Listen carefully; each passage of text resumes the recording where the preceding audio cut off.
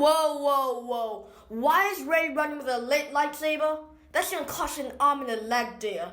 An arm and a leg.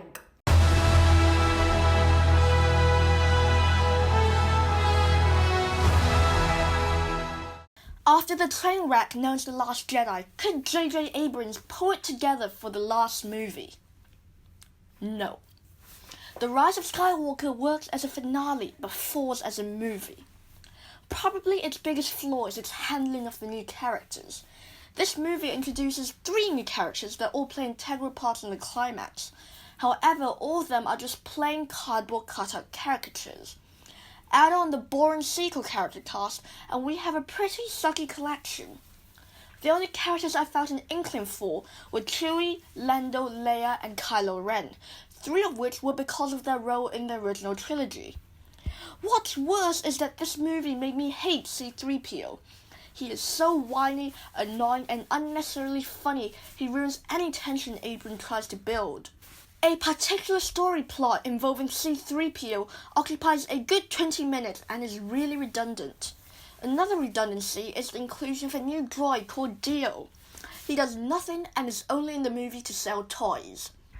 In order to fit all this crap into the first 2 acts, the pacing is rushed and characters are not given any time to breathe or develop, hence they're two-dimensionalist. In comparison, the 3rd act is dragged out, killing any epicness that there could have been. Another epicness killer is the dialogue, which is cheesy and pure cringe that makes me laugh during some of the more intimate and emotional scenes. The scriptwriters should have read the dialogue aloud and cut any line that made them laugh, but then they would have to rewrite 2/3 of the film. One thing that the movie did get right, though, is Kylo Ren. He goes through a very compelling arc throughout the film. Its only flaw is that its culmination is kind of flat, and he seemed very unimportant in the 3rd act. That said, I really enjoyed every scene Ren is in. He is intimidating but yet pitiful. This is certainly helped by the performance delivered by Adam Driver. He is one of the best current actors and deserves an Oscar for Marriage Story. It's such a shame that so much of his talent is wasted on this garbage pile of a film, which dares cover his face with a mask for much of the first half. The special effects are amazing as usual. I would definitely prefer if more practical effects were utilised, but the CGI doesn't create too much of a disconnect with the audience. There is, however, an exception. A particularly ludicrous and terrible use of CG, and that's with Emperor Palpatine. He looks like a flat piece of clay.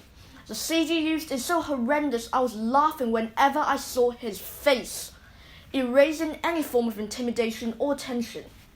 The plot, meanwhile, is convoluted and effortlessly predictable. If you have watched any theory video about this movie, you probably know 90% what's going to happen. Unlike most critics, I think the fan service is okay. It doesn't draw too much attention to itself, and it is nice for long-term fans of the saga. In conclusion, The Rise of Skywalker is entertaining but incredibly dumb and surface level. I award it a D+.